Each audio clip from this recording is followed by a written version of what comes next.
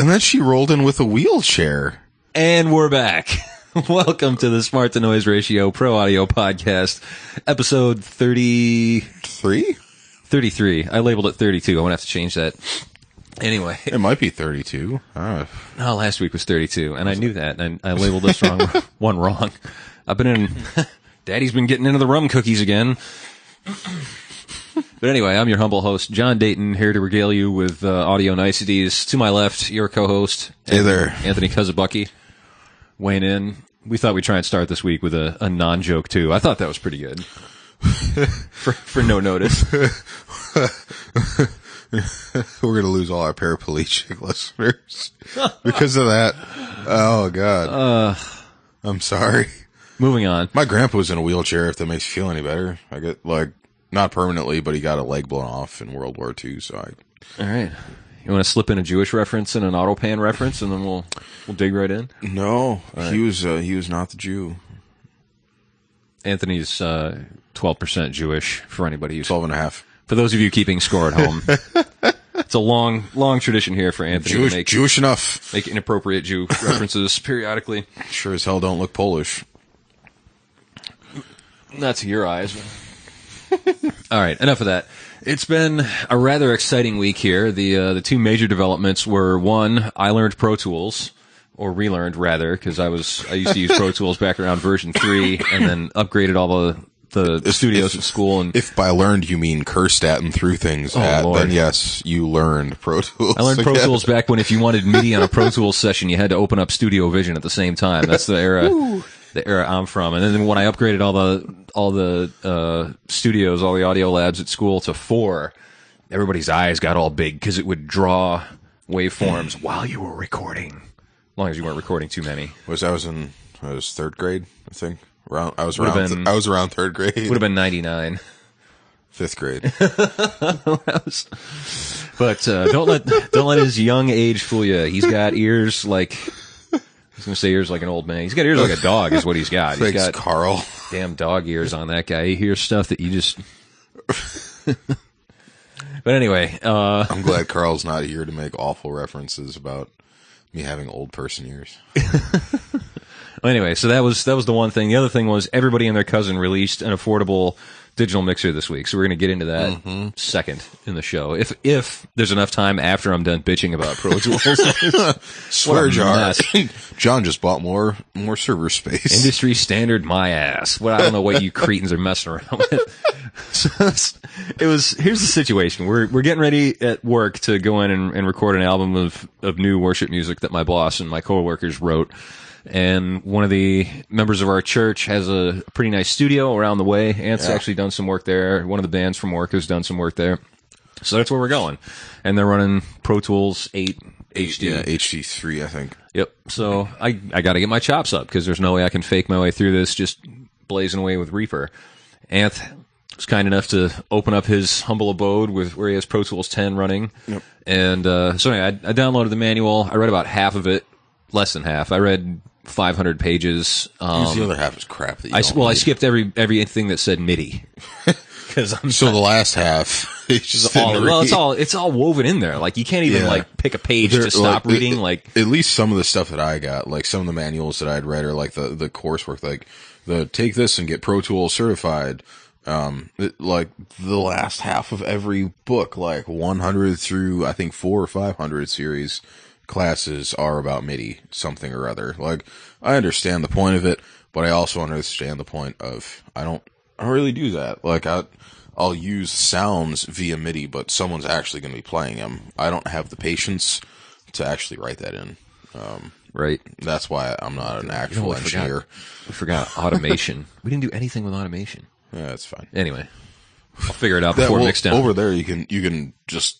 Oh, that's right. They have a T command. Yeah. Yeah. Yeah, that wonderful non-audio passing desk. It's good for something. Sure is. $20,000 worth of not having to draw on your automation. Worth of making you feel like you're in a studio. So anyway, I took Anth out to lunch. He brought me back to his place and let me assist him overdubbing some bass and acoustic guitar tracks. Got me familiar with Pro Tools. Now, the first hour that we were there, It was just him opening Pro Tools, showing me this is where this is, that's where that is, and me going, well, that's dumb. Pretty much. And I'd say, I usually do this in Reaper. How do you make it do this? And he'd go, and I'd say, well, what about when you do that? Because in Reaper, it's really easy. And he'd go, and like walk through the process of doing it. Cause like, he got someone working on like, especially going in between Logic and Pro Tools. I've noticed like my hands do things. Like I worked in Logic for a few years, so my hands just do things when I want them to do things. Yeah. And I do that in Pro Tools and awful things happen. I did a couple Reaper things to Pro Tools. and vice versa.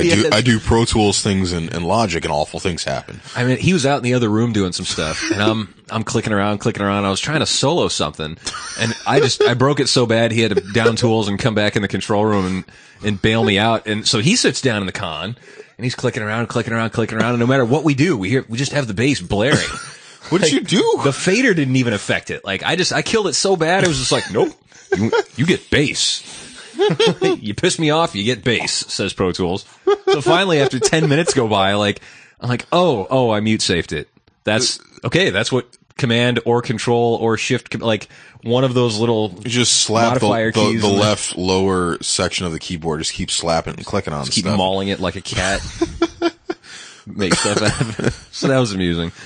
But no, I did get the hang of it because it really confirmed my suspicions that a DAW is a DAW, and if the DAW is cut out to do what you want to do, then you'll be able to figure it out. You just need to learn where everything is. So I don't know, if you're a music maker, you need like Fruity Loops or Reason. If you're a songwriter, you want Logic, and if you cut film, you want Pro Tools or maybe Nuendo. And no one really wants Logic. And if you, like I thought I wanted Logic. Do. Boy.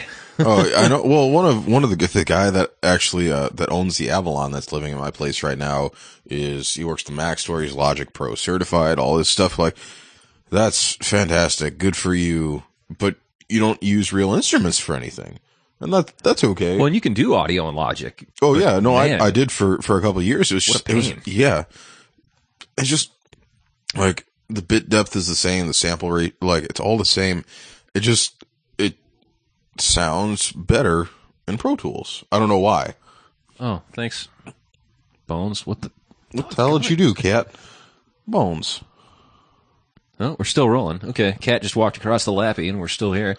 Bones actually knows how to run Pro Tools better than John does. Well, I was looking at it. I was like, okay, zoom command. Wow, you shed a lot, too. My, what big dander you have, Grandma. Bones, aren't you supposed to be sleeping right now? Stop that. Get away from here. He's looking for the spot. But, yeah, so I needed to learn where the everything was. And, I was actually going to try some editing, but I'm not much of a musician. Like if it's obvious, I can do it, or if it's vocal. I just had to kind of shove them off to the side a little bit. And what was that thing with the extra measure that got me? Like, that's what got everybody. That's what got Brandon. Brandon was sitting playing. He's like, so it's the same 8 measures the whole time. I was like, well, at bar like 53 and bar 68 or something, there's an extra measure. He's like, are you? Okay. Sure. So then Anthony couldn't play it right either. Right, yeah, because I'm trying to follow his cymbal hits, and he hit a crash like a bar after he is supposed to, but I'm not going to worry about it because there aren't drums in the original, so it's just an extra. So there was a real musician in the room, and he couldn't figure that out either, so I let him do the edits on that one. But anyway, yeah, it was an enlightening experience. The thing that I couldn't get was like that you have to decide in advance what a track's going to be. Like you go to add a track and it's a mono, or you have to decide then if it's mono or stereo or if it's an AUX, and the routing just didn't make a lot of sense to me. Like why are all these buses, and why do we have to name them, and why did I name it and it still has numbers? Like, well, let me explain, because I'm assuming a lot of you already understand how Pro Tools works, and you're looking down your snooty, highfalutin noses at me. You sons of... Swear jar. We're going to do this in 480 next week. Son of a preacher man. We'll be coming to you in 1080 HD. with all the dollars I'm putting in the swear jar. But like in Reaper, you just add a track, and if it's mono, it figures it out that it's mono. Or if you want to track in stereo, you feed 2 inputs to it and you track in stereo. Or you can track in 5.1 or 8 or like whatever. You can put as much on a track as it can hold. And then if you want to use a track as a sub or an aux, I guess, you just like take all your drum channels and you highlight them and you take them out of the main mix and you put them into this other channel. And if it's stereo coming in, it's stereo going. Like, it's just wicked easy. And if you want to use a channel track as a VCA, you just add a track and go into your group window and assign a bunch of faders and mutes to it. And then whatever you do with that fader, all the other faders do it, and the solos and the mutes and whatnot. And I'm just running 10. I'm not running HD. So there's a lot of that stuff that you can sort out real nice in HD that I just don't have because... Oh, that's right. You don't even get VCAs unless you buy HD. Like, yeah, like there's a certain way around that whole DigiDesign mindset still hasn't left that place since Avid. Well, it's always like, I guess DigiDesign's always been owned by Avid. Like, what can we do to make this more complex and make you want to do more with it, and then pay us an exorbitant amount of money to have us give it to you when a $60 freeware program is giving it away? And that's actually the point I wanted to get to before I forget it, before I eat another Rumble and it falls out of my mind. Is I keep wondering, this keeps coming up in the forums, and I'm not the only one who's brought it up, is I'm wondering if with, Logic's not ever going to really eat away at Pro Tools. Like, no. Fine, it's the right tool for songwriters. It's not the right tool for making records. But with all these young guys, college students sitting in their dorm rooms wanting to do stuff, they get on the forums, they go, hey, I want to learn this. What do I do? And the forum response, whether you go on Gear Sluts or if you're on Reddit or, any forum as well, Audacity's free. And when you get the hang of that, try Reaper, because it's also basically free. Like, you can, it'll bug you about not being free. A 5-second warning or not warning screen, like please pay us screen. Yeah.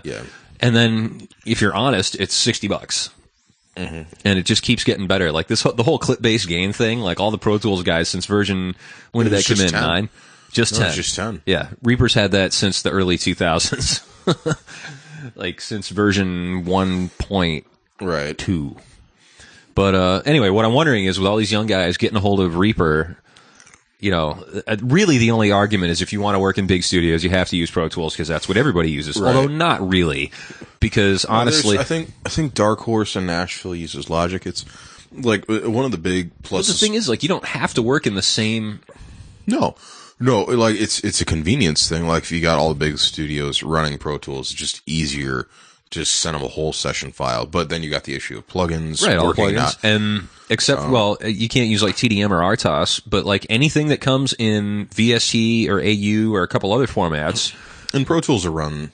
It'll figure out the VST stuff, right? But like any plugin that's out there, like all the Slate stuff and I think Massenburg's about there, or Massey is about the only one that doesn't. Yeah, Massey is just they don't do VST. Just Pro Tools, but everybody else, you can pretty much find a VST version of any major plugin that's out there, and you can just.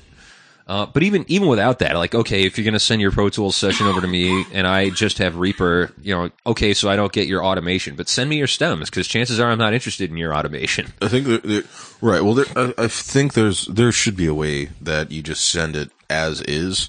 So even though you don't have the automation points, you have the file altered. Well, yeah, you run your stems. Yeah. And vice versa. Like if I tracked an album in Reaper, I could render out all the stems and send them off to any studio in the world as audio tracks. Right. The thing that Pro Tools has going for it is like the HD, the TDM stuff, where it's all processed not in the computer, it's processed on the separate cards. DSP. And that's where Pro Tools has its big hold, because it's easier to run all that stuff and not have to worry about it crashing. You can run, 50 channels of hi-hat and 17 tracks of each tom. Yeah. But it's also pretty limiting, like reading about voices and stuff, and reading about, like, I obviously wouldn't run into this in my line of work, but like film guys will have to slave like 8 or 10 or 12 Pro Tools systems together to get enough voices to run all the sound effects and dialogue and music beds and voiceovers and stuff. I want to find that desk. Brandon sent me a link about it. It's a 512 physical input desk, where you got like one of those. Is that a film scoring stage? Yeah, I think it's at Universal or something like that. But you have to climb on one of those the ladders they have at libraries and swing yourself down the whole thing to get to bump the last track. But yeah, it's a little bit of work. But I just chuckled. Like, I'm reading the manual. I'm like, okay, you're limited to this many voices, and you have to allocate this and allocate that. I'm like, in Reaper, you can just keep going until you run out of computer. Like, there's not... Right, yeah. But anyway, I digress. I didn't want to turn this into a pissing match between Reaper and Pro Tools. Like, Pro Tools is the industry standard, and for good reason. It's very good at what it does if you track audio, if you mix records. But it's really not necessary. Like, if you're tracking stuff on your own and you're sending it to somebody to mix, chances are, if they're good enough for you to want to pay them to mix, they don't care about your crappy automation and plugins anyway. Like, you send them your rough mix so that they know what you're after. Send them your and then just send them the stems. Give them the raw stems, because chances are you want their automation and their taste and intuition and That's skill. why you're paying them to do that. Right. They don't give a wet slap about your automation, buddy, so just move on. But what I'm wondering is, with all the... I keep... How many times do I have to take a run at this idea before... Maybe another rum cookie will set me straight. But I'm wondering if Reaper is going to become prolific enough that it could start to become the standard somewhere. Because really the only thing holding Avid in place, I think, is that they just haven't misstepped enough yet. Like, there's not really any good reason for them to stay on top. Even though, like, they're totally 100% entrenched and everybody's got it. But, like, the same thing was true about the Sony...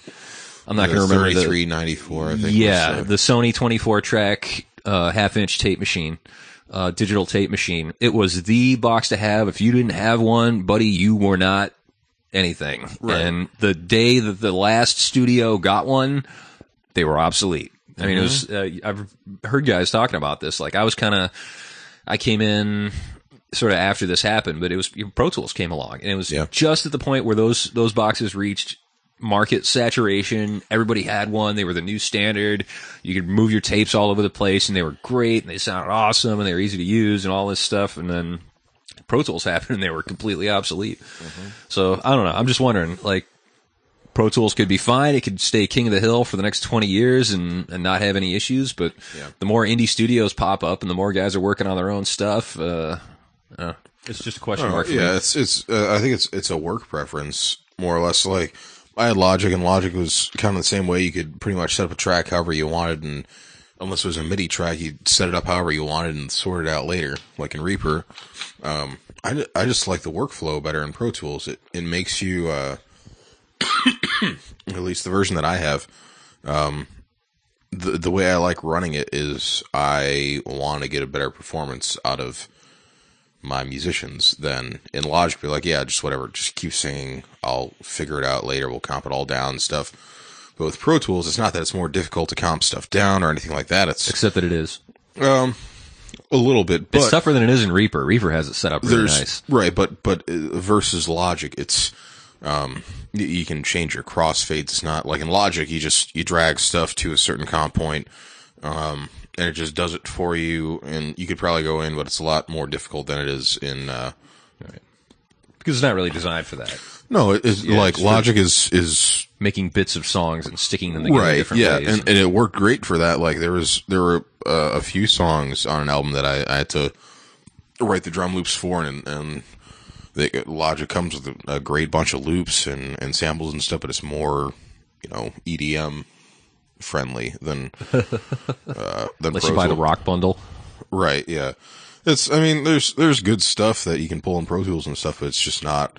It's I feel like it's more live music oriented than Logic is. Sorry, I just zoned out for this thing. Yeah, sorry. Definitely. Like, it's definitely a DAW that's made for tracking audio, making records. But anyway, enough about that. I'm sure that'll inspire plenty of hate mail to come in. Oh, yeah. Maybe we'll get sponsored by somebody. Banging on Pro Tools, man. Don't piss off the Logic guys either. You hear what happened to having a Bobby O and he... No. That was a funny story. I heard about it on the... I read the article and I didn't think anything of it on his blog. And then a couple of weeks later, I caught up to the point where they were talking about it because he's a regular on the Audio Nowcast. And Bobby O got shanked. Just about. Man, the Apple kids were after him. He noticed that Apple was sort of... not really letting go, but like moving employees away from the Logic development team. Yeah. and it's been a really long time since Logic's been updated, and he was just kind of wondering if that was the writing on the wall, and his blog exploded with hatred. Like, really? People were just calling him names and like, don't be hating and all this stuff. He's like, what? I like Logic. I write songs. I like Logic. It's fun to use for writing songs. All I said was Apple's moving employees away from that department. Yeah, it's not an interesting workspace. Like, I don't have ADD, but sometimes I feel like I do. It's just after you can only track so much stuff in there before you just get bored of looking at it. Like, just the most docile, unassuming, like, yeah, that's gray. And everything's that color. Everything's that gray. Like, you got like a little band of color here and there, and just like, there's no change in that. I don't think so. That's just, you know what's really annoying? Mm-hmm. GarageBand. That's a DAW. Technically, well, so's Audacity. Technically, I tried doing something in GarageBand a couple of months ago because I realized I had it on my Mac, my work computer. So I pull it up. I was like, all right, I'll do this little bit of voiceover work that I have to do in GarageBand. We'll see. I couldn't do anything with it. Like, it was so oversimplified that I like couldn't find the on switch. That night, keep slapping at stuff until it starts recording. and hope that you caught the right thing. Well, you can only do like one track at a time, I think. Yeah, it's perfect for, like, I bought a new Mac for, we put an edition on the church, and they want to use it for like a classroom setting, and they do a couple events in there a week. And they just want a stereo mix off the board sent in. And because I wanted Pro Tools, I was like, well, you know what? Let's get Pro Tools. I'll put it on there, and we'll move the iLok back and forth. And I put Pro Tools on my computer. And that was it. And I was about to put it on the other one. I was like, there's no way. like giggled to myself, be like, I really want it to work for this. There's no way that these people are going to be able to figure this out. And that's totally okay. And then I put whatever came with the Scarlett, like Ableton or whatever crap was there. I was like, all right, I'll just put Logic on there. I was like, I'm not going to do Logic either. I was like, screw it. It came with GarageBand. Let's just run GarageBand. And that's it. And that's it. Like, I set a template, and it opens up every time that you open it up, and you hit OK, and then you just press the record button, and it goes. It's foolproof for fools. Like, it's made for fools, and it works fine. And that's all I need it to do. Not calling anybody dumb, but that, like, for that application, GarageBand is great. I don't have to worry about getting phone calls about, the routing on this doesn't seem to be working quite right. Could you come in from Toronto and hit the record button for me? No. There's all these buses. Anthony, why is there a bus schedule? What does this have to do with public transport? Apparently I'm going to be in Niagara Falls at, no, you're not. Just I don't want to take a bus. I want to record the conference. Yeah. So yeah, that was painful. And Audacity too. I got Audacity because I was looking at it to explain how to somebody else to use it. I was like, all right, well, here's what you need to do. Get Audacity. It's free. You can track stuff. You can use VST plugins. You can find free plugins and stuff. And then go to Dick's and get a baseball bat. And what you're going to want to do is you're going to throw that computer right up in the air and take a big swing at it. One minor voiceover to just process, like just compress it and get it shaped up a little bit. What a pain in the... Yeah. Yeah. Where's the swear jar? We're just going to keep you working off the rum balls and see how far we can get before I actually open the swear jar. All right. Well, that was way more bitching about Pro Tools than I initially intended to do. But anyway, I feel like I know it well enough. I can kind of get around it. I knew it was all in there. It's just all in a different spot. And then I'll probably be there for most of your tracking. So somebody's going to need to be, because the way they do busing just still hasn't clicked for me yet. It'll be a learning experience for me. I've never really worked in HD. All the stuff I did with Joe was, I think Joe runs Ellie, actually. He doesn't even have an actual number version, but whatever. Joe is making ridiculous sounding records off of the super cheap version of Pro Tools, and they sound amazing. Yeah, it just goes to show you. I heard Chris Lord Algae, and it reminded me of Joe, although Joe's not that frenetic.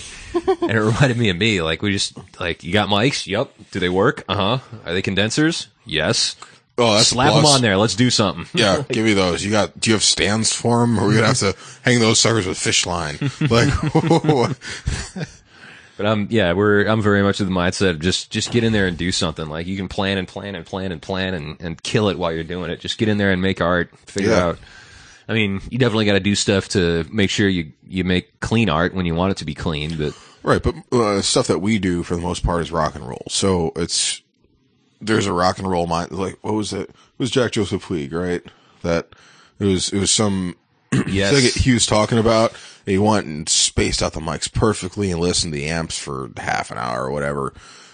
Placed the microphones perfect. Went back in the control room. He was an assistant at this point, and the engineer's like, "That sounds really good." So I come on out here with me for a second. The engineer just winds up and kicks that shit halfway across the room. He's like, "Put it back." No, don't listen. Just put it there. This is rock and roll. Walk back into the control room and like made a platinum album that way. Yeah, and that's but then awesome. On another session, that same engineer was carefully measuring. Right? Yeah, exactly. Like it depends on the thing. Like there are certain sounds that I want. That all the spacing and correct placement in the world is not going to do. So I'll just stick microphones around where they should go. But it's really about the performance. Yeah, in anything when it comes down to it. I mean, for classical or jazz or something, you got to be a little bit more careful about how you capture it. But if there's no life in the performance, you just wasting time. Like, I've actually had really good luck with jazz stuff, just kind of throwing mics around. Like not the last thing, but two or three jazz sessions ago that I did. It was with Teaspoon, so that like it's already half in the bag. Like you show up with a mic and you're okay, but he's like, yeah, whatever, do whatever you want. He's like, I'll be fine. 2 overhead mics and a kick mic, and that was it. Like I close mic'd everything too. I was like, all right, sounds good. And I just took him out because I didn't need him. Like his playing is so dynamic. He knows how to hit stuff harder when he needs to, and not like he's not just beating that thing into the ground all the time. No EQ, no nothing. Everything just came out sounding super clean, super good. And then there are other times where you could do everything right and you still have to EQ the crap out of everything because guys don't know how to tune their drums, don't know how to play keys the right way, all that stuff. Can't polish a turd. Right. Well, much. Right. Despite what Mythbusters will tell you. You can polish a turd to a certain point, but it's still a turd. Yep. Just a shiny one. All right. So now we've been bitching about Pro Tools for an extra 10 minutes.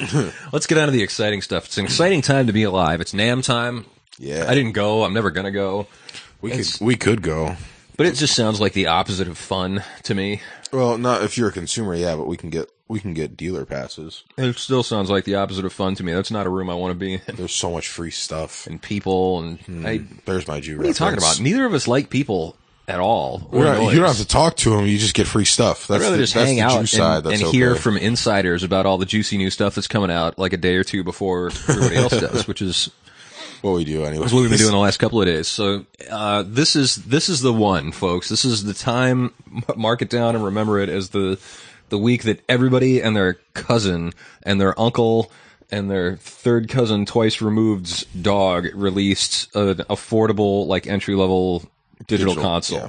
There are, let me think, 1, 2, 3, 4, 5, 6, 7, 8, 9.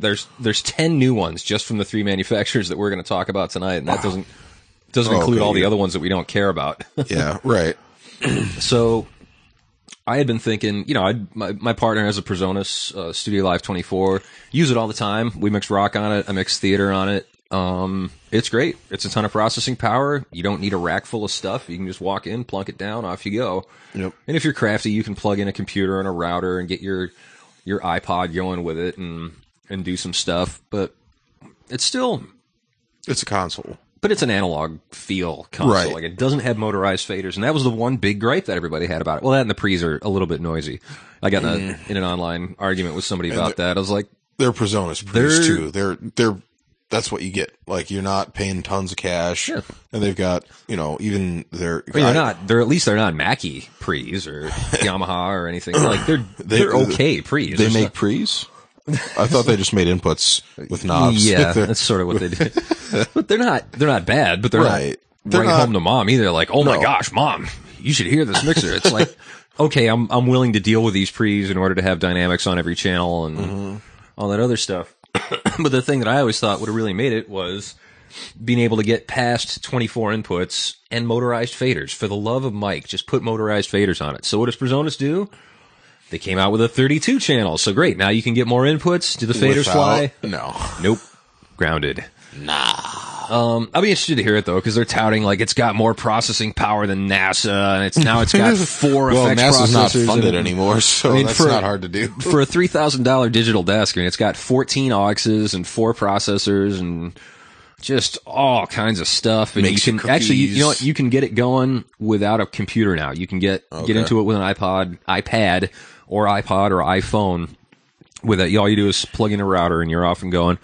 So that was nice, I thought, but they just missed the boat, and I think other companies are really going to start eating their lunch now because they just refuse to put those on. And in the forums I've seen it where guys will say, "Yeah, it's not that big a deal," and it's not for some stuff, but for everything else, you want that recall. Like, what use is it to recall a scene if you don't get fader settings? Right, yeah. Like it's there.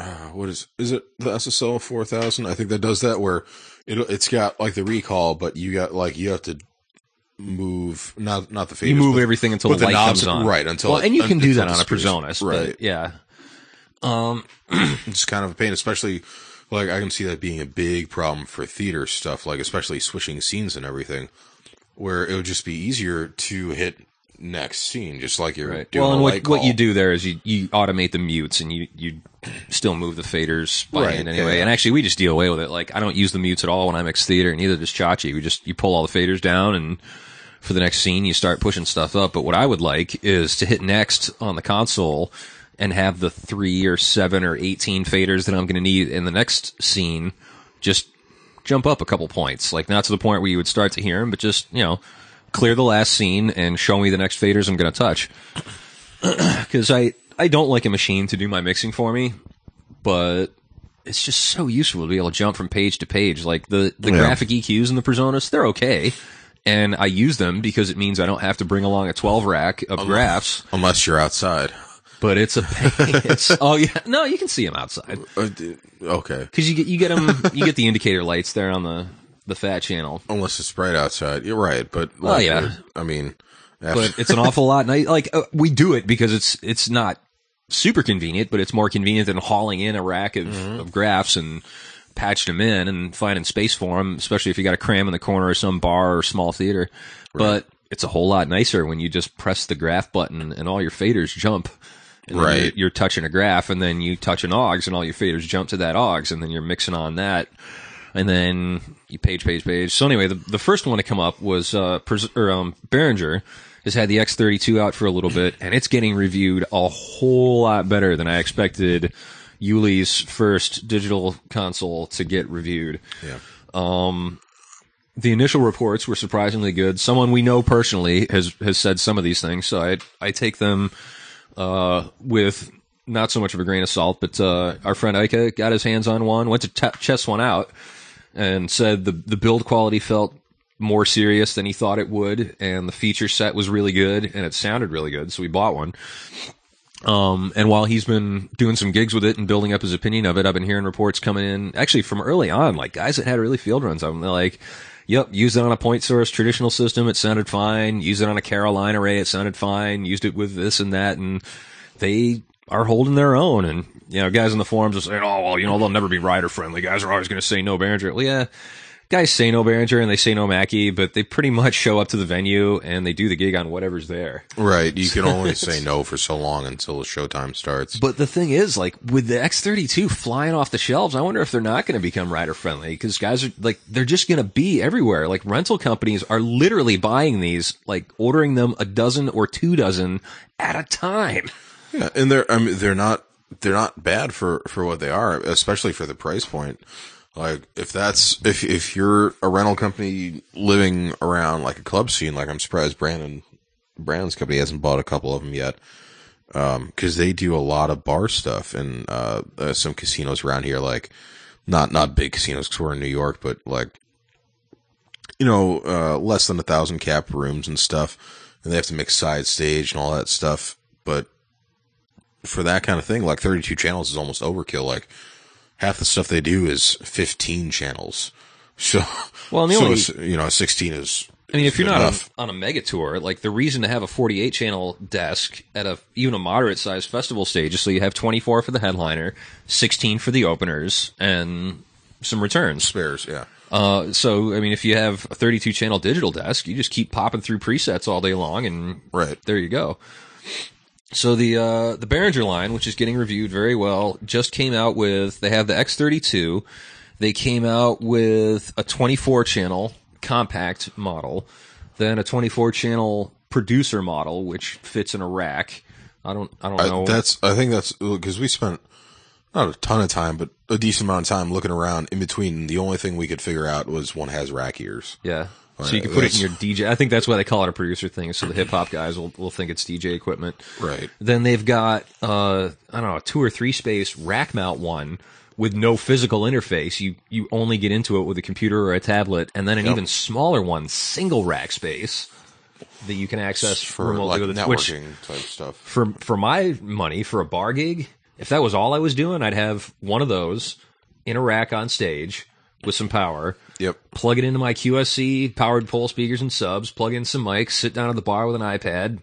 Boom, done. Yep. And then they came up with a little 16, which is sort of like the Mackie and the Line 6 ones, where the iPad slides right into it, and that's your screen and your fat channel. But it also has some physical faders on it. And all of those are Digital Snake compatible. So that stuff, I think the 16 is out. The 16x8 Digital Snake is out, and the baby one's coming out soon, or just did. Or something. It's not proprietary, so you can drop other stuff in, right? I forget with the Behringer stuff. You know what? I forget who owns who. It's compatible with somebody's stuff, and this all just happened in the last 2 days, so it was really too quick for us to do a ton of research and memorize it all. This is not really all out there yet. But anyway, that's the Presonus and the Behringer. The one that really got to me was I saw on one of the forums that, somebody had 3 new digital consoles out, and it's like, okay, yeah, you got blah, blah, blah. Oh, those are Soundcrafts.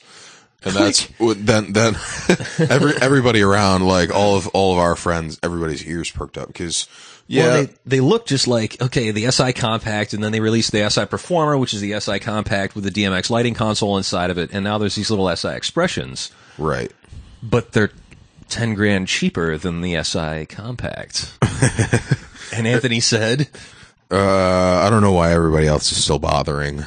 Right. Something like that. Like Soundcraft just basically dug a grave for that's what I said. Else. Yeah, I feel like they just dug a grave and put everybody else in. Because, like, yes, does John enjoy mixing out his Midas? Yeah, it's a Midas. Mm-hmm. Why wouldn't you enjoy mixing out a Midas? Cachet, I feel. Yeah, like he can lift his nose a little bit higher when he talks to other people. Lift the collar on my velvet smoking jacket. I say, Buffy, bring around the Midas. Let's have a go. But all of us, like John, Carl, me, anybody that we really hang out with, like Soundcraft has a certain prestige to it, but they sound good and they work well, and there's not like minus that one little snafu that we have with your power supply and the relays going to the aux sends that one time because it was too humid outside and it just didn't like it anymore. Other than that, I don't know, like if I had to pick between, they just do it so well. Like their stuff's so easy to use. Like, yeah. And okay, probably the Midas digital desks are better, but who has that kind of money? Like small nations can't afford the Pro, the Pro 9. Yeah. Well, no, the Pro 2 is within reach for a lot of people. That's in the sort of $10,000 to $12,000 or $15,000 range for. Right, but it's in there with like the iLive, or not the iLives, but like the GLD from Allen and Heath and the SI Compact from Soundcraft. But like the big Midas digital desks, no, like small nations can't afford those. Yeah. But yeah, the Soundcraft one, it's got fader glow on it, which as an interface thing may seem like a gimmick, but when you can just glance at your faders and they know, once you memorize what those colors mean, paging through stuff is lightning fast. And, you know, the inputs, the outputs, you can pop a MADI card in there, and with the Digico box that'll go MADI to USB, multi-track out of that thing. Now, that's the one thing, the Presonus and the Behringer stuff, you can use all of those desks as an interface for your computer and multi-track record. I'm not sure that's possible with the Soundcraft without going through some other boxes. But I mean, it couldn't hurt just to have a MADI card. Well, that's the thing. In my case, we're probably going to get a large format digital desk, but the idea was to get a small one, get a Presonus, or then I saw the X32 and I was like, get that. So like, yeah, I'll use that as a monitor desk because it has more outs than my Midas. I can start giving people stereo ears and give all the performers ears, which my job finally ordered new ears after 10 long-suffering years. Commandeer one of your old sets of ears. They're probably good. If there's anything left of them, they're going up on the market, so we can make those available or trade or something. Yeah, we can do that. I'll let you recycle them for me. Do that. Don't put them in the blue bin. Put them in the red bin, meaning his Jeep. Oh, it's a bin now? That's what we used to say at the hospital when you were taking something that you shouldn't necessarily like. Because there were rules about stuff that was being thrown out. Like the hospital didn't need it anymore, but you couldn't just take it. So we're like, hey, what are you doing with those drives? We can't use them anymore. Oh, can I have them? No.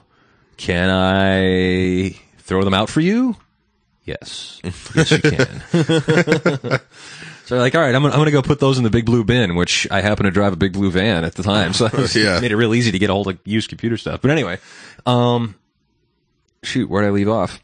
Oh, so anyway, the crux of the matter was for us to get a small, a compact digital desk to use as one, a monitor mix, and two, an easy means of multi-tracking services. So when I found out Soundcraft joined the game, I think even if we had to buy an output card or something to get multi-track into my laptop, it would be worth it because, the sound quality would be way better. Well, and it's not a stopgap. Like, we were going to buy a Presonus or a Behringer as a stopgap. Like, this is how we'll multi-track until we get a big desk. This is how we'll solve our monitor issues until we get a big desk. But if we buy this thing, like, that's a solution. Like, that's a long-term solution for a lot of things. Like, all right, so maybe we won't multi-track every week because some weeks it's going to be our mobile too heavy rig. Because right now our mobile rig is like a pair of Mackie pole speakers and a Mackie 24 channel and no outboard gear.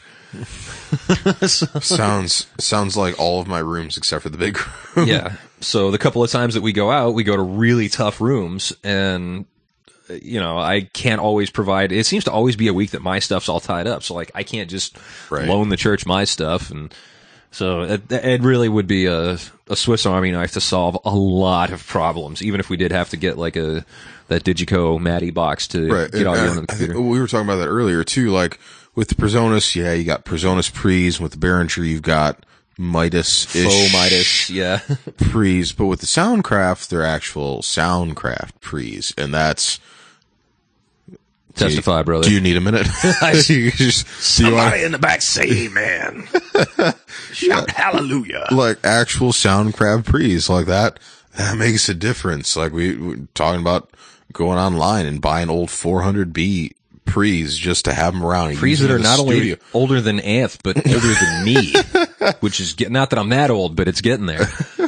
And the thing is, like, I was going to sell my Soundcraft Series 2 analog desk to get a Behringer, which I was fine with because, it's getting good reviews. It's useful. It does all the stuff I would need a desk to do, but I was still going to have to hang my head a little bit for having sold out my Soundcraft, my British desk goodness to get a Behringer. Because I'm just... you feel a little dirty. Like anybody's business, and I don't put them on anything. Like our video guy has a Behringer sticker on his door, and I don't walk up. Like my office is upstairs above our video guy's office, which is downstairs, and I specifically don't go past the door entrance to his office, so I don't have to see that sticker and go every time I walk upstairs. Yeah, but if you walk somebody with a Soundcraft sticker on it, that'll stop a brother in his tracks. Yeah, someone's a little bit serious about what the hell they're doing. So, yeah, it's a super, super exciting time because big-time digital mixing just came to a bar near you. Is basically what that is. Everybody and their cousin's going to have one within a couple of months. And the thing is, like, Soundcraft, Behringer's kind of a late player. Presonus, I mean, definitely hats off to them. They totally broke ground and brought digital mixing to the masses.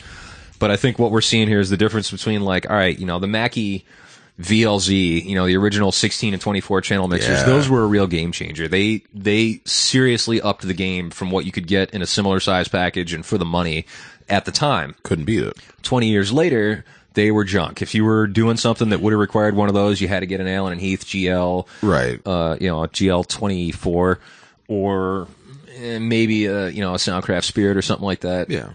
And it's that kind of difference. Like Presonus was the game changer, and now everybody's jumping on board, and you're really gonna see some nice development. But the thing that has sold me, like, instantly, as soon as I heard Soundcraft was coming out with them, and they have a 16, a 24, and a 32. Yep. All of them will address up to 66 channels to mix. So, like, you can plug in, like, they only come with that many faders and physical inputs, but you can keep digital snaking into those bad boys until they are chock full. And, I mean, you got to be a pretty big boy before you get up to need the 66 inputs. So they had their stuff nailed down. I mean, from the first time I think it was in early 2006, I saw a VI6 when they were first, like, they weren't even done yet when the factory reps were touring around with them, and it instantly made sense to me. Like, at the time, I was still a diehard holdout. Like, okay, yeah, digital's for the big boys. I'm never going to care about this. Right. And as soon as I saw it, I started immediately salivating, like, oh my gosh, this makes so much sense. Yep. And now they're on, like, the third or fourth generation of software and technology, and it keeps getting better and it keeps getting better. And then they brought it down to the SIs, and then the SI compacts, and now it's like everything in it is battle tested. You can't blow a hole in one of those things. They're so smooth, so easy to use, sound so good.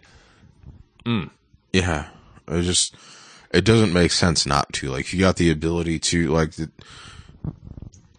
I feel like Presonus got to jump on it, and then Behringer also got to jump on it, because they bumped up. Was just holding their cards. Oh yeah, and that, like, I'm so glad John didn't go out and buy one, because he probably would have bought one like the week before NAMM came out, and, like, son of a bitch. Oh. This Soundcraft's got Guitar Center has a really good return policy, though. So. I'm gonna have to give up another kid for one. But that's the thing. Like, I've known about the X32. Like, you've been able to get your hands on it for 6 months, but I don't have one yet. Soundcraft comes out with a desk. I don't need to wait for the reviews. I know that shit's good. Swear jar. Yeah, there you go. I'll need to come up with a little change clinking soundtrack. So yeah, that's the state of the world. We're both pretty excited about that, because I think that might be something that I could talk my church into as well.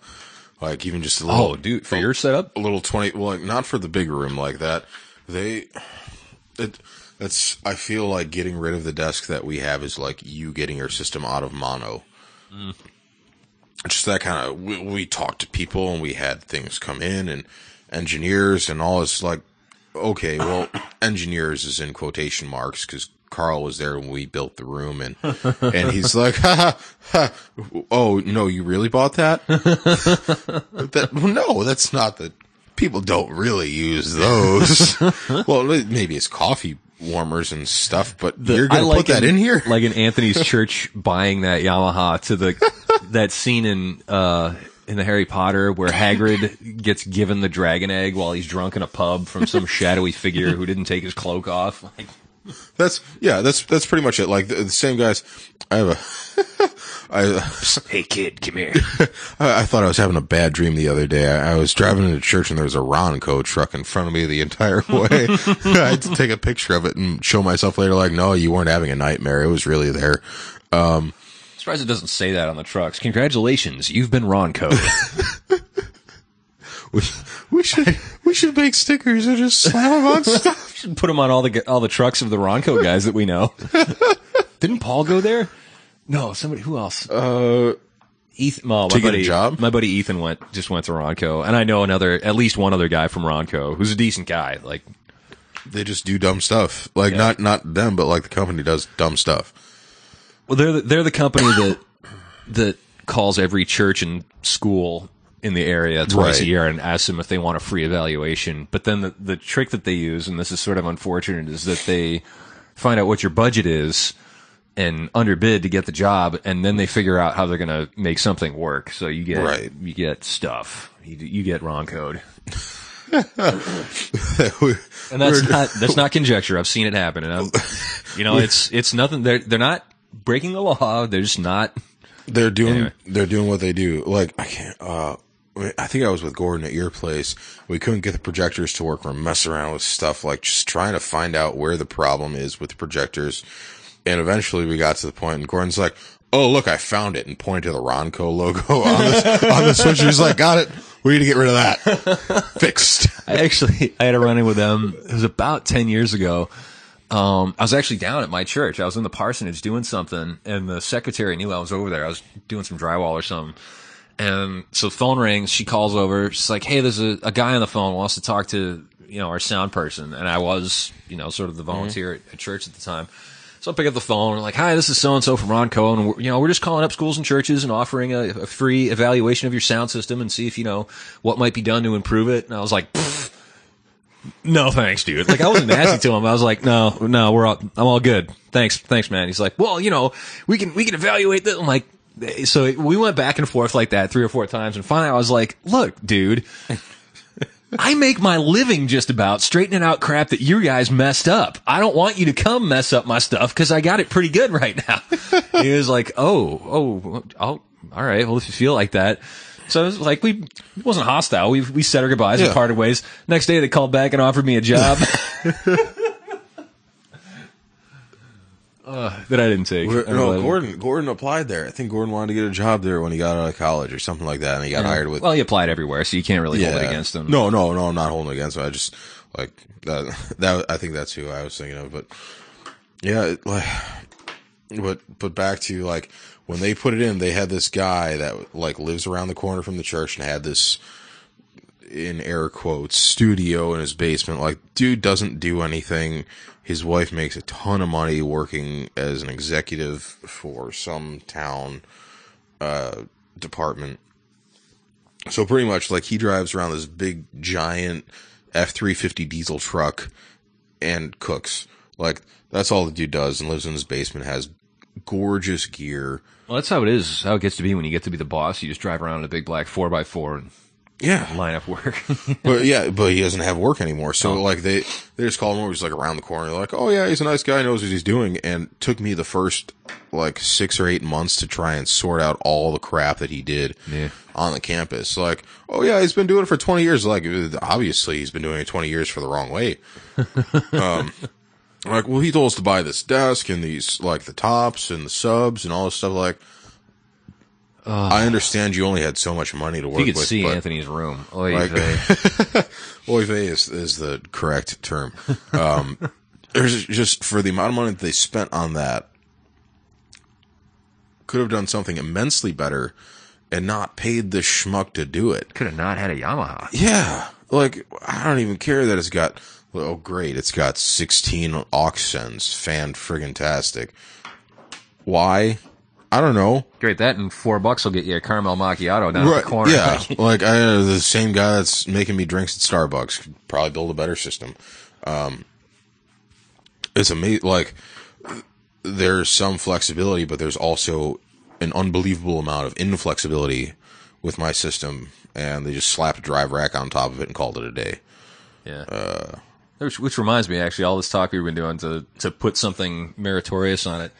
Be careful what reputations you associate yourself with, because it was Anthony showed me he had gotten a letter from some young guy who had just, what did he graduate from somewhere? Or? He graduated from the same college that Amanda did. All right. Well, anyway, we're not gonna mention any names or any names of institutions or places of business, but the studio that he put down as having done some work there, which he was probably the coffee boy. But, he's, I have, experience with this program and that program and Microsoft Office and this and that and networking and this and such and so studios. And I looked at it and I was like, nope. Right. Like, you just know, I don't remember the names, so that's probably a good thing. But yeah, just certain places they build a reputation. Like, even if you're working there, if you got a good enough head on your shoulders, you'll figure out that you don't really want to be talking about the fact that you work there. Like, I have audio experience. I have studio experience. Where at? I'd rather not say. And that actually would distinguish you more in an interview with me than if you told me, like blatantly and with confidence that you worked at some rat's backside studio. Like, I've worked in a couple places, not my cup of tea. I didn't enjoy really working there, but it was experience. Like, okay, cool. Show me what you can do, as opposed to, I rocked this joint hard. Like, they rocked you back just as hard. Yeah. It was, that kid didn't, well, we don't have money to hire he was fishing around on church websites looking for people that had audio engineers and applied as an assistant. Like, I already have an assistant. It's me. I just got an assistant this week. I'm super psyched about that. An audio engineer at one church trying to be an audio engineer's assistant at another church. Like, chill out, dude. You'll find your space. All right. Well, we're getting close here. I don't know what's a little bit we got to clear up. We're trying to keep things going. Actually, momentum picked up nicely. I wanted to say thanks, and I'll say it early so I don't ramble on at the very end. But you know what? I didn't check the stats. We set an all-time record this month after coming back from the slump where we didn't post. Yeah, okay. We cracked the all-time monthly high for page views on the blog, which is, if you are a listener and not yet a reader, at smart2noise.blogspot.com. So check that out and write in. Ask us your questions. We will answer them. But I was really hoping to break 3,000 hits a month, and I think it happened like today, but I wasn't checking on the stats. I'll go and read it like 15 times. See how that turns out. It ignores our hits. Oh. Well, it ignores mine anyway. I don't know. I don't. It probably ignores yours. Yeah. So anyway, I just wanted to say thanks to all our readers nationally and internationally for tuning in. We're trying to come up with interesting stuff to bring you. Some interesting little tips and tidbits, and apparently the mini podcasts are becoming quite the hit. Seeing those are all in the top 10 posts of all time, so we're going to keep doing those. Got a couple lined up this next week, and we're only going to drop one of those a week, just because if we can get to it. Well, it's that, and we're also probably going to run out of good ideas, and we want to just kind of maintain, not give you 20 in the first month and then none. Right. But actually what we're doing with that is just kind of going back over, like, since we started running out of new material to cover on the blog, just trying to come up with some tips and some tricks. Like, if you sign into the blog and you're curious about something, by all means, scroll back through, because there's going on 300 posts on there, about a lot of the basics and concepts. This is a pretty good spread of everything, really. And we got to the point where we'd sort of written about everything, and we were relying on readers to write in and ask us questions. And so now we're on to some tricks. And with the mini podcast, we're going back and some things we talk about all the time, like kick drum miking tricks, overhead miking tricks. We're going to cover my favorite double guitar miking trick for live, which is actually, you could do it in a studio, but in a studio I like to not do it the way I always do it live. Well, we can do that, because I got to do some guitar tracking this week, so we can... Sweet. I was going to do one, too. Do you have another idea for one of those? Or? I want to do a mini podcast on the Glenn Johns thing, because the video you posted shows him talking about it and doing it, but there's no audio clip of like a differentiation between if we normally mic a kit, close mic it, do regular overheads, and then at the same time record the Glenn Johns technique and alternate between those two. I think that would be a need for that. Yeah, you should do like X, Y, A, B, right, and Glenn Johns. Yeah, we'll see, because Brandon wants to get in on this. Line. Oh, so, sweet. So if we can have him play, because I am a joke of a drummer, but Brandon is not. Brandon is. So you work on that one, and I'll work on the double guitar mic, and whichever one's ready first, we'll drop this week. I think Tuesday. You want to do it on Tuesday? I might be able to come down. It's going to be a busy week, though. All right. So yeah, actually, we met a new friend. We were hoping to get him this week. We wound up strapped for a drummer. All our volunteers were busy this week, so I called up Anth, said, "Hey man, what do you got?" And he gave me Teaspoon's number, which was terrifying because our church is really, really white, and not just demographically. Like white men clap on 1 and 3. That place is a big giant box of Zesta crackers. We are just as straight can be, and a 400-pound black man rocking a tiny little jazz kit so hard. Like, I'm afraid. I mean, it's a pretty big building, but he might get it rocking enough to tip it right over, and we don't have that kind of insurance. Not rocking, but like kind of like grooving. Like you see those big giant buildings grooving on an earthquake. But if he pulled our crowd too far into the pocket, I'm afraid he would like tear space and time, and we'd all collapse into a black hole. Pull the casino in after us. Could be really disastrous. But anyway, he came up with another dude, the drummer from his own band, and I didn't recognize him until he got there. That I had actually mixed him previously, but he also knew me from Reddit. Yeah. And from the blog and some other stuff. So and I knew him because I'd seen pictures of his wedding, because Anthony sent, he's like, check out this wedding I'm at. They have wide line arrays in this hall. 818 subs and 3 wide line stacks on top. Why? Because that's all it was left in the rental house. Oh darn. But, so yeah, he works for a live sound company, knows his stuff. Well, he handed me the business card. Ant sent me his info, and I was like, sound engineer? What? All right. I need to talk to this guy. Yeah. So we totally hit it off like peas and carrots, and he would have been here for the podcast, but he wasn't free Wednesday or tonight. Oh, excuse me. So anyway, we're going to have him on for a guest shortly. We're also still working on the drum episode, which he should be a part of. Should be a part of. Yeah. And I got at least 2 other cats that I need to try and nail down, but it's a lot. So maybe what we'll do is come up with a list of questions, and we'll just have everybody record answers like at their house and email them to me, and we'll have it be like an imaginary non-synchronous panel that we make sound like a panel. Make everybody do a laugh track, and we'll blend those all together. Yeah, put that on the Z key. All right, so that's what we've been up to, and that's what's coming up. I have 0 articles written for next week, so here's hoping that I keep a list in my pocket of stuff that I haven't written about yet, and I keep looking at it. I'm like, this is all stuff that's like right at the edge of my knowledge. So it's stuff that I like couldn't just sit down and bang out an article. I'd have to actually go and do a bunch of research so I don't tell you the wrong stuff. Although that's the great thing about the internet is you put one foot wrong and all the know-it-alls will be out there instantly to correct you. So. Send you cat memes about how wrong you are. Although that only doesn't happen on the blog, like on Reddit or on any other forums. If you step out of line, like the know-it-alls are boom right there, straighten you out, and I'm fine with that. Like I don't have a big head. Like if I'm wrong, I'd rather find out. But like on the blog, if I write something and it's not right. Like I ran into someone, I was like, how come you never post? He's like, I don't really have anything to say. Well, except corrections. I'm like, dude, that's what we need. Like if I'm saying stuff wrong, you gotta, like, all right, don't post, send me a text anyway. Hit me up on Facebook. Like, but anyway, that's just to let you know that we are perfectly all right. Like we are not all on our high horse or anything. We're certainly not know-it-alls. We know a bunch, but we don't know anything like all of it. So, if you got questions, let us know. If you know better than us, please let us know. And if you got an idea for a series or a mini podcast, something you'd like to hear examples of, we'd be happy to do that for you. You know what we should do too is an interface shootout. Yeah, because we've got between us. I've got an ART dual pre, Focusrite 2i2. We should see if there's a difference between my Scarlett and your Scarlett because you've got the 8i6. Something like that. I think it's yours plus SPDIF and MIDI, which is why I got it. Okay. So it's the all right.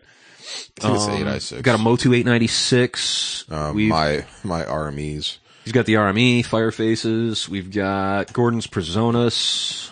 We can get a hold of. We've got a couple. I still have a couple junky Behringer $40 interfaces, and then just shove them next to the Avid 192s. Yeah, and then we get over to California Road. We can play some actual Avid stuff. So maybe we'll come up with a couple of stock mics, and which won't be anything good because it's just what I've got laying around. But maybe we'll do some different samples, do a shootout, and get that out to you eventually. But anyway, we crossed the hour mark quite a while ago, so hope this was interesting to you. We would be here doing this anyway, so if you don't like it, it's tough nuts. Don't listen. But if you really keep listening because we got that record that we really want. All right. So there you have it. There's another episode of the Smart to Noise Ratio Pro Audio Podcast. I have been your humble host, John Dayton, and always ever faithful at my side. I don't know what I'm going to do. Like when a big studio finally catches on to you and snaps you up and you're off to like New York or LA, it's going to be too hard to do this over Skype every week. So. But anyway, I digress. I'm not going anywhere for at least another 10 months. Right. Your co-host, Anthony Kosobucki. Good night, ladies. We're out of here. See you next week.